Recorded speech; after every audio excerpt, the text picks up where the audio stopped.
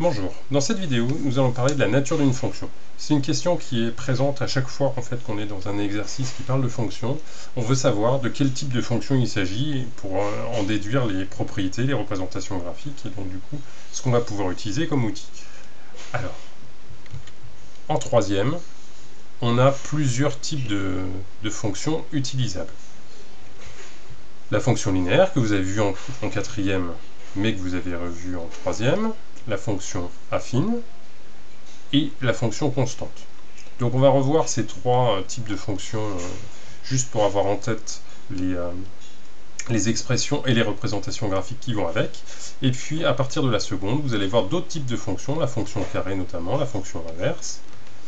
Et à partir de la première, vous verrez encore d'autres types de fonctions. Donc en fait, votre catalogue de fonctions va s'étoffer au fur et à mesure de votre scolarité.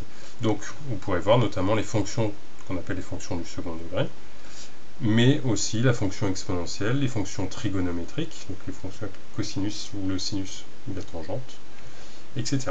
Et donc du coup, il y a tout un panel de fonctions qui existent. Donc là, cette année, on va s'intéresser et on va revoir les fonctions linéaires. Alors, une fonction linéaire. D'abord, son expression, c'est f de x égale ax, où a est un nombre. Donc c'est un nombre fois la variable x. Prenons des exemples. Donc si f de x égale à 3x, ça c'est bien une fonction linéaire, puisqu'on a exactement la même forme. Comment est-ce que ça se représente? Eh bien, en fait, il s'agit de trouver les coordonnées de plusieurs points, et en fait, le cours vous dit qu'une fonction linéaire se représente par une droite qui passe par l'origine du repère. Donc, on peut vérifier qu'elle passe par l'origine du repère en calculant les coordonnées d'un point. Si on remplace x par 0, 3 fois 0, ça donne 0. Donc l'image de 0, c'est 0. Donc on passe bien par le point d'abscisse 0 d'ordonnée 0. Remplaçons x par une autre valeur. Par exemple par 1. 3 fois 1, ça fait 3. Donc l'image de 1, c'est 3. Donc on passe par le point 1, 3. Voici. Donc vous voyez bien qu'on passe par le point 1, 3 et qu'on passe par l'origine du repère. Donc il s'agit bien de la fonction f de x égale 3x qui était présentée ici. Deuxième exemple. G de x égale moins 1 demi de x. Et bien en fait on a exactement le même raisonnement. Elle passe par l'origine du repère et ensuite il s'agit de trouver les coordonnées d'un autre point. Donc on remplace x par un nombre. Par exemple x on remplace par 2. Moins 1 demi fois 2, ça donne moins 1. Donc ça veut dire que la fonction g, ou en tout cas sa représentation graphique, passe par le point 2, moins 1. Vérifions-le. Là, voici. Donc on passe bien par l'origine du repère, et on passe par le point 2, moins 1. En fait, là, j'ai choisi 2 de manière arbitraire. On aurait très bien pu prendre une autre valeur. Si on remplace x par 1, une fois moins 1 demi, ça donne moins 1 demi. Donc on passe par le point 1, moins 1 demi. Donc on est bien ici. Si on prend une valeur négative, ça a fonctionné aussi. Si on remplace x par moins 2, moins 1 demi fois moins 2, ce sont deux nombres négatifs qu'on multiplie, le résultat est positif, donc on trouve plus 1. Donc ça veut dire que la droite passe par le point moins 2 plus 1.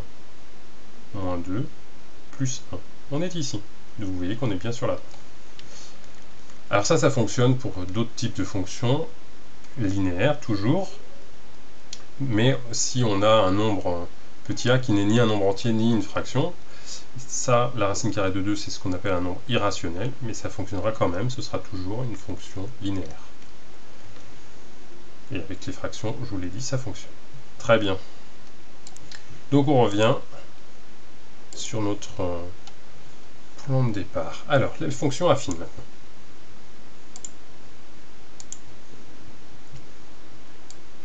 Alors, les fonctions affines s'écrivent toujours sous la forme f de x égale à x plus b, où a et b ce sont des nombres. Donc comme tout à l'heure, ces nombres peuvent être des fractions, peuvent être des nombres entiers, peuvent être des nombres irrationnels. Par exemple, f de x égale 3x plus 5 est bien une fonction affine, puisque 3 et 5 ce sont des nombres. 0,5x plus 0,5, c'est aussi l'expression d'une fonction affine. Alors, comment est-ce qu'elle se représente? Elle se représente par une droite qui ne passe pas par l'origine du repère. Pourquoi elle ne passe pas par l'origine du repère? Parce que si on remplace x par 0, l'image ce sera le résultat de 0,5 fois 0 plus 0,5, donc 0,5.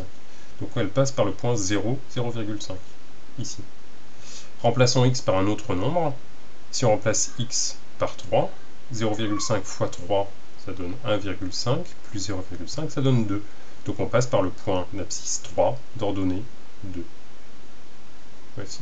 Donc en fait, pour tracer la représentation graphique d'une fonction affine, il suffit de trouver les coordonnées de deux points. Et cela se fait en remplaçant x par un nombre, enfin par deux nombres là, en l'occurrence, et en déterminant les ordonnées de ces deux nombres, ce qui nous donne les coordonnées de deux points différents.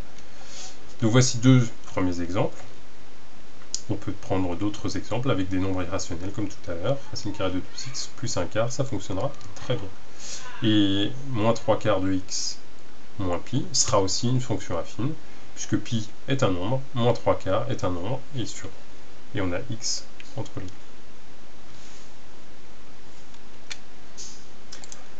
Dernière fonction à voir pour la troisième, la fonction constante. Alors, de quoi s'agit-il?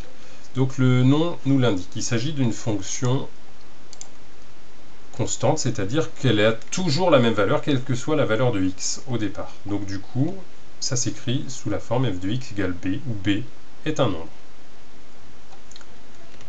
Par exemple, f de x égale à 1. Donc la représentation graphique, quel que soit le x qu'on choisit, on obtient 1. Si x est égal à 0, on obtient 1. Si x est égal à 1, on obtient 1. Si x est égal à 2, on obtient 1. Donc du coup, les points 0, 1, 1, 1, 2, 1, 3, 1, 4, 1, etc. seront sur la droite.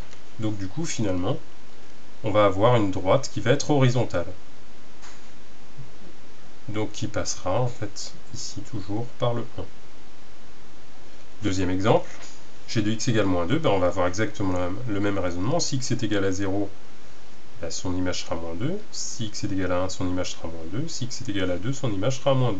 Donc on va avoir une droite ici qui va être en moins 2. Je vous l'ai placé ici. Donc ça fonctionnera pour tous les noms. Et voici la fin de cette vidéo. N'hésitez pas à cliquer sur d'autres vidéos pour avoir d'autres explications, notamment la vidéo du cours.